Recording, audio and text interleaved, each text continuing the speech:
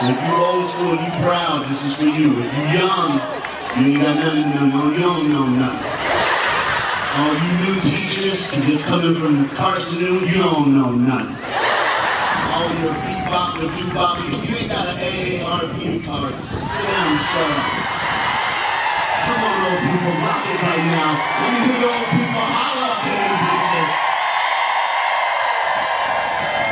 Right, man, that's right. Some of y'all looking at me going, you old? Yeah, I'm old. I just turned 53 last Monday. I know I look good because black don't crack. Holla! I'm just saying, all right? It's all right, dude. You want chocolate over there, you know what I'm saying? So, all right, now, all you young people, take notes. This is what real music sounds like. Old people, put your hands up. It's about to go down. Go ahead, sound guy. Hit that next one. Here we go. Yeah. After this, we'll do your picture.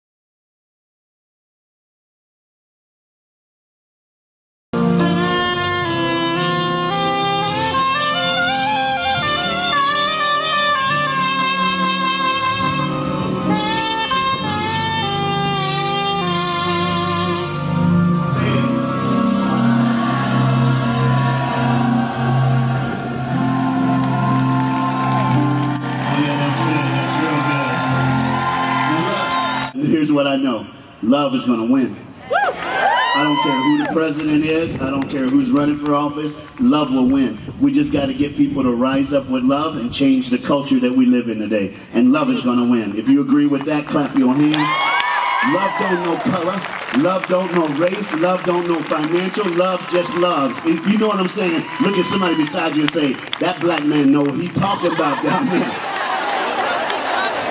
Now look at somebody else and say, that brother gonna lose 5 pounds before he's done. Pound a minute down here on this thing, I'm just saying. When I was a senior in high school, and this opening day reminds me of being a senior in high school, I had a gym assistant, period 1, 2, 3, and 4. It's the greatest year of my life. The reason it happened is I dated a girl who had to go to summer school. She wasn't that smart. My mom said that's why she dated me. But in summer school, I got all my credits, so I'm like, this is going to be great. So I showed up that first day of school, and I walked in the gym, and I looked at coach, and I said, what do you need me to do? He said, you got to go to the 4th floor. They changed your schedule. I said, what? He said, go to the 4th floor. And my response was, we have a 4th floor? He said, yeah. I said, what's on the 4th floor? He said, AP. I said, what's that? And he goes, oh, son, you about to find out. Go on. I went to the 4th floor and walked in the classroom. I didn't know anybody. It was a college prep English class with people I'm graduating with, and I didn't know anybody. Then I looked in the front of the class, and there was one guy, and I knew him. He was our kicker. on the football team. He looked at me and I looked at him and he said, "What are you doing here? You don't belong here." And I said, "No." And I looked up and the teacher was laughing just like it was the greatest moment of her life, laughing, as she said, "Your mother put you in my class." I'm glad this section's enjoying that. Just have fun over there, all right? Oh, by the way, you are the kitchen, you're the cook ladies, right? You notice I gave you a standing ovation. You know why? You are my favorite teachers ever in the history of education. Keep making those peanut butter cookies, girl. I'm sorry, I'm back. It's all right. I love it. Some of y'all are like, I love the bus drivers. They're like, "Dude, this guy's kind of funny." Yeah, I am. So I had a year of college prep English, and to listen, I made a C+. A football player making a C+. That's an A- in any world. It was 3 weeks left in the class. I had done all the requirements on the syllabus or syllabi, so I knew I was done with my C+. The teacher walked in, and I'm like, "It's first period. Can we nap for 3 weeks?" She said, "No." She goes, "Class, let's all go to the library. Everybody pick a book, and we'll all read together in class and do one last book report just for fun." And they clapped. I ain't drinking that Kool-Aid. It ain't going down like that. And I said, "Any book?" She said, "Yes." Now look, you're going to get some kind of glimpse on what kind of brother I was. When everybody went to the library, I just let everybody go. I stayed behind. And as everybody turned right and went straight and went to where I turned left. If you go to any public library and turn left, it's the children's section. I found the book Humpty Dumpty. Now, I don't know if you know this, but I did an 8-page paper on Humpty Dumpty sat on the wall. Humpty Dumpty had a great fall. All the king's horses, all the king's men couldn't put Humpty together again. I should have got credit for that.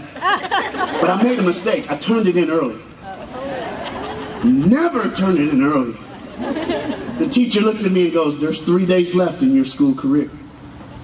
We're going to the library and pick another book. You got 3 days to read it and write another book report, or I'll give you a C-." I said, "That's what I said." That was perfect timing. I love that. When we got to the library, you know, you younger people, y'all won't understand, but you older people will. I saw a book on the book, and it said this. It had numbers, 4077, and under that, it had 4 letters, MASH. So it was a 4077 MASH. When I was growing up, and when some of you were growing up, it was a sitcom for 30 minutes with Hawkeye and Radar, and it was about a mobile hospital unit in the Korean War, and I loved that, and I grabbed the book, and the teacher goes, "Perfect." I did not know until I started reading, it wasn't funny. It was about the real 4077 MASH hospital unit, and I read something in chapter 9, and I got 5 minutes left. Y'all good? Is everybody all right? I read some in chapter 9 I'll never forget, and it sticks with me today. Everybody touch your neighbor and say tags. Yeah, TAGS. Touch somebody and say tags. Oh no, y'all say tag you it. There you go, tag you it. This mobile hospital unit was the best in the world. They put them close to the front line. They would have 1, 2, maybe sometimes 3,000 injured people in a 24-hour period. What they found out was, while they're treating one soldier, while they're treating one, another one would die because they didn't get to him in time. I'm going to take a break right now because I think we need to give honor where honor is due. During the pledge and the national anthem, dude, I almost cry every time because I'm that much of an American. I believe in my country that much. There are people in the bleachers who have served in wars, who have served our military, and if you're here and anywhere in the branches of our armed forces, if you served, would you just stand up for just a second? Everybody who served in the military, come on, Hamlin County. Let's clap for our heroes. Thank you, guys. Thank you. Thank you for what you've done. You may be seated. Thank you so much.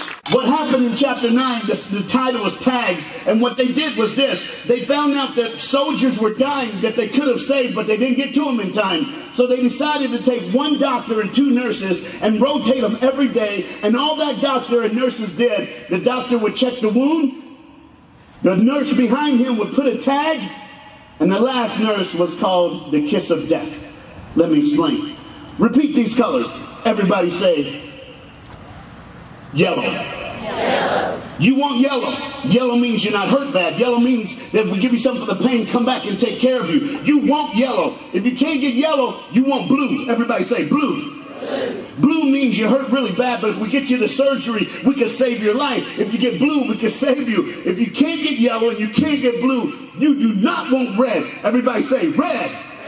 Red means you're hurt too bad. We can't help you. We can't save you. So here it is. The doctor would just say a color. Yellow, yellow, yellow, blue, blue, red. If he said that, the nurse behind, pockets full of these tags. She would take the tag with the corresponding color. She would tag the soldier on the hand or on the foot, and she would walk away. The nurse behind that nurse, all she looked for was the red tag. If she saw a red tag, her job was simple. I'm sorry, I didn't write the book. This is what it was. They knew that soldier was going to die. Her pockets were full of a drug called morphine, enough to put down a large horse. She would go up, take her hand, she would put the needle in the thigh or in the shoulder, she would squeeze and put the fluid in, and in 23 seconds, the soldier would die. They hated it. The book would talk about how they felt about what they did. One day, the doctor was screaming colors. The girl was tagging. He looked at one soldier, said red, walked away. She put the red tag on. The nurse came with the shot. She took the shot. She got ready to push it in his arm. The soldier grabbed her, pulled her close and said, I'm okay.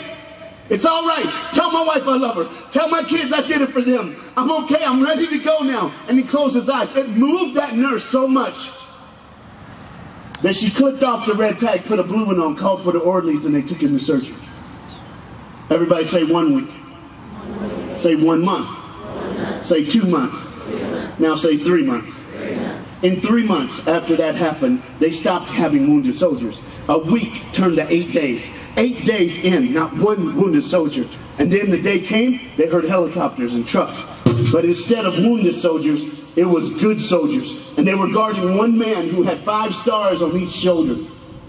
This 5-star general walked in and said, can I see every doctor and nurse in the mess tent? When they walked in the mess tent and all the doctors and nurses were there, he stood up and he asked what the patient chart with the red slash meant. And they explained the colors to him. And he said, okay. He goes, what if this patient with the red slash is at home with his wife and kids? And the head doctor said, that means there must be a clerical error. He said, yeah. So I've taken the last 3 months and I traced the paperwork back to this hospital. And he said, please hold on. Just hear me out. The 5-star general said, somebody in this room, you changed this tag. I came to see who did it. Who changed it? It was quiet until this girl in the back left corner way up stood up and raised her hand. When she did, it's the stuff they put in books. This man, 5-star general, took off running. People were making comments because he slipped and fell. Instead of getting up, he crawled on his hands and knees, lunged out and grabbed this woman by the ankle. When everybody got quiet, they can hear this general scream, that was my son. You saved my son.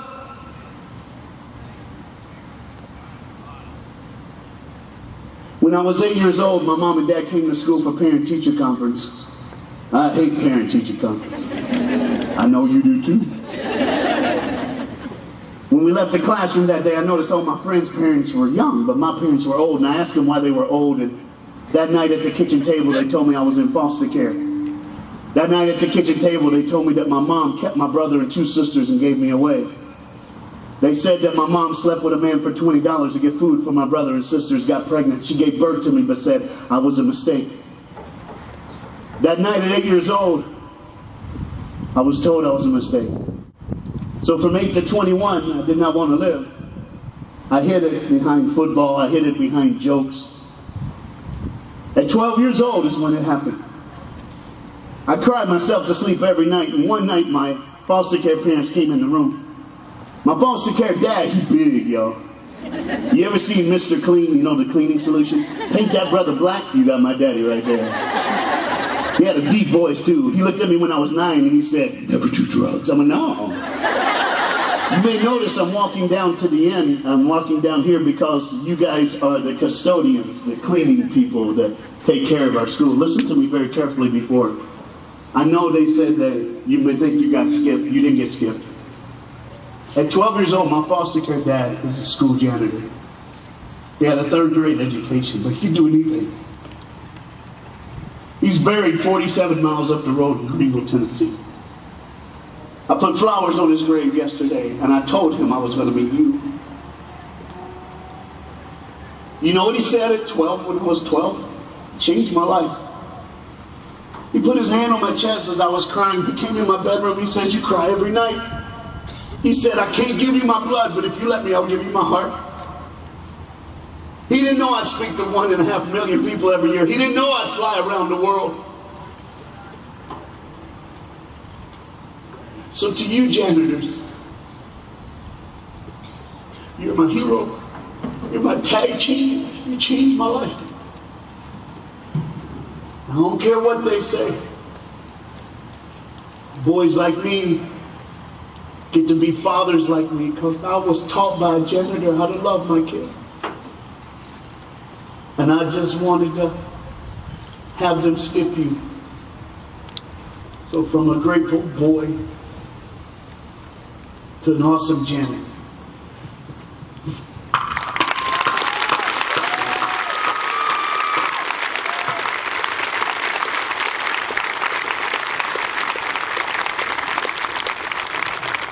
My mom was a 10th grade English teacher. Are y'all getting what I'm trying to say? And I'm done, because that sun's out now, y'all. This is the most humbling speech I do,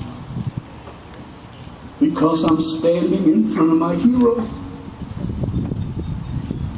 You saved my life, coaches.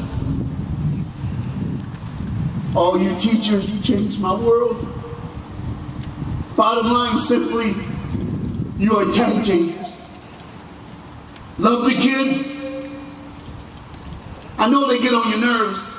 Every time you go to the grocery store, he's there. You hadn't taught him for 2 years and he's there. Don't you know what that means? You're the dad he never had. You're the mom he always loved. And because of great people like you, that's why they call this the great state of Tennessee. So to a humble child, to a humble man, to the greatest tag changers in the world, keep loving our babies. Keep changing their heart. Because you are the tag changers. Clap your hands.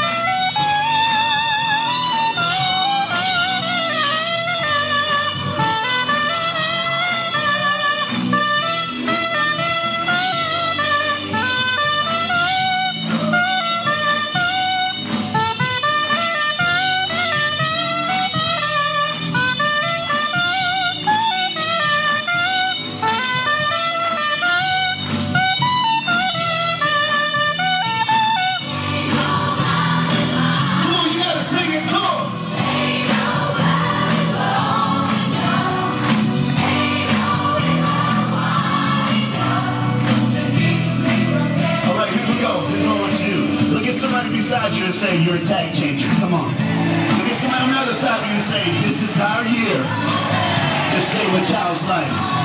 How many of y'all believe that today? Do you believe it today? So here on you, just clap your hands like this. Come on. Let's do this thing right. Put it up high. How many of y'all know this song? Does anybody know this song? Anybody know it really good? Look at that. Bus drivers know this one. I bet y'all rock it on the bus when ain't nobody in it, huh? I know my janitors know this. I know when you're doing the floor, you got it going on. You get your groove going, don't you? All right?